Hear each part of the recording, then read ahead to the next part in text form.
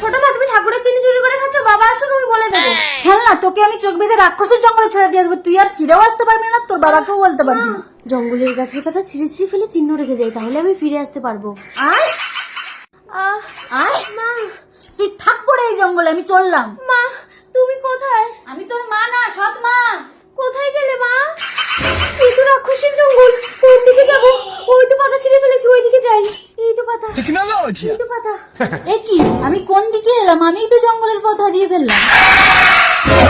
না, কতদিন মানুষের মাংস খায়নি, চল তোকে আজ পুড়িয়ে খাবো। বাঁচাও। তক্তি, তক্তি, খেলনা গেল কোথায় সব? বাবা, বাবা, বাবা। কি হয়েছে, কি হয়েছে খেলনা? তোর ছোট মা কোথায়?